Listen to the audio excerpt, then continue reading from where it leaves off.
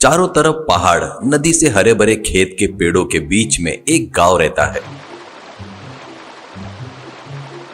उस गांव के बीच में एक होटल रहता है। उस होटल का नाम रमेश टिफिन सेंटर था और उस होटल के मालिक का नाम भी रमेश था। रमेश मालिक ही नहीं बल्कि उस होटल का कुक भी था। रमेश बनाए सो तरह तरह के पराठे उस गांव में बहुत फेमस थे। रमेश अपने होटल में कई तरह के स्टोव के ऊपर तवा रखकर एक के ऊपर एक के ऊपर एक तरह तरह के पराठे डालते रहता है। तो पत्नी जमुना कैश काउंटर संभालती थी। बबलू बोलकर एक लड़का वेटर का काम करता था।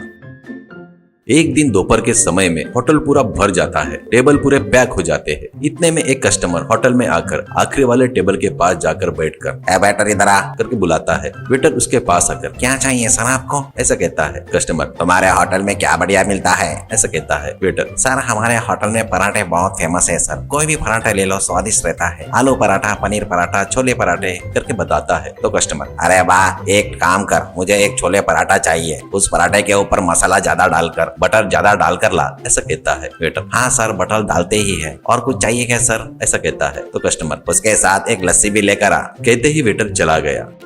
इतने में किरण बोलकर एक कस्टमर बड़े घाई गड़बड़ी करते हुए आता है। आकर एक जगह पर खड़ा होकर चारों तरफ देखते हुए कहीं भी जगह खाली नहीं है क्या वेटर, एक जगह दिखा, ऐसा कहता है। वेटर आकर उसको एक जगह पर लेकर जाकर बिठाता है। तब किरण बेटा मेरे लिए एक आलू पराठा लाओ, पर मिर्ची कम डालो। फिर वेटर को नजदीक बुलाकर देखो मिर्ची ज्यादा हुआ तो मैं किचन तक पहुंच जाऊंगा, समझा, ऐसा कहता है। वेटर डरकर सॉरी सर मिर्ची कम रहेगी, वो सब मैं देख लूंगा सर, ऐसा कहता है। इतने में टेबल पर बैठा और एक कस्टमर जोर से चिल्लाते हुए यहाँ कौन है, मैं यहाँ आकर बैठकर कितनी देर हो गई, एक भी जन नहीं आ रहा है, क्यों, ऐसा कहते हुए मुझे पनीर पराठा चाहिए, बटर मिस नहीं होना चाहिए, और एक बार बता रहा हूँ बटर मिस नहीं होने को होना, बटर नहीं रहा तो पैसे काट लूंगा, ऐसा कहता है। इससे बबलू घाई गड़बड़ी करते हुए रहता है। और ये सब सुनकर रमेश अरे वाह बटर का राग शुरू हो गया मतलब, सोचकर पराठों को सभी तवों पर सेकते हुए हंसते रहता है। वैसे घाई घाई से किचन में आया हुआ बबलू पराठा मास्टर रमेश से बबलू एक आलू पराठा, एक चना पराठा, एक पनीर पराठा, ऐसा कहता है। तो रमेश बढ़िया है, सिंपल है, कहता है। वो बातें सुनकर बबलू अरे क्या सिंपल है सर, ये तो पहले ही टेबल का है, दूसरे टेबल वाला 3 आलू 2 पनीर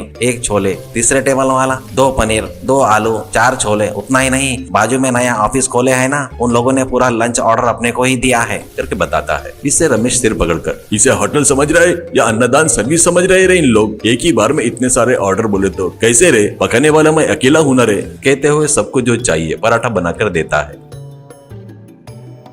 बबलू वो पराठे लेकर एक टेबल पर देने वाला ऑर्डर दूसरे टेबल पर देने वाला ऑर्डर तीसरे टेबल पर, ऐसे ऑर्डर बदल कर देता है। इससे हुड़दंग मच जाता है। पहला कस्टमर अपने प्लेट की तरफ देखकर अरे ये तो आलू पराठा है, मैंने तो छोले पराठे ऑर्डर किया था, ऐसा कहता है। वेटर बबलू सर वो शायद बाजू वाले टेबल पर दे दिया, sorry sir please sir busy time है ना, थोड़ा एडजस्ट कीजिए सर, पराठा बोले तो पराठा है ना सर, ऐसा कहता है। इससे वो थोड़ा शांत हो जाता है। बाद में किरण पनीर खाते हुए अरे मस्त है रे, मैंने तो आलू ऑर्डर किया था ना रे, ऐसा कहता है। तीसरा कस्टमर छोले पराठे खाकर मुंह थोड़ा मोड़कर मुझे पनीर चाहिए बोला पर छोले मिल गया, अनजाने में हुआ पर बढ़िया है, ऐसा कहता है। इससे सभी लोग एक दूसरे को देखकर हंसते हैं। इतने में एक बुजुर्ग आदमी सफेद बालों वाला वहाँ पर आराम से आकर बेटा मुझे 3 पराठे दो, कोई भी चलेगा पर गरम गरम चाहिए, ऐसा कहता है। रमेश सर आप ही सच्चे कस्टमर हो सर, कोई भी पराठा चलेगा बोले, सच में आप सुपर हो सर, ऐसा कहता है। ऐसे सभी लोग पराठे खाते हुए खुशी से हंसते रहते हैं। उस तरह रमेश पराठे से बहुत कमाकर अपने छोटे से होटल को बड़ा बनाता है। इससे बड़ी कार बंगला खरीद कर खुशी से जी रहा है।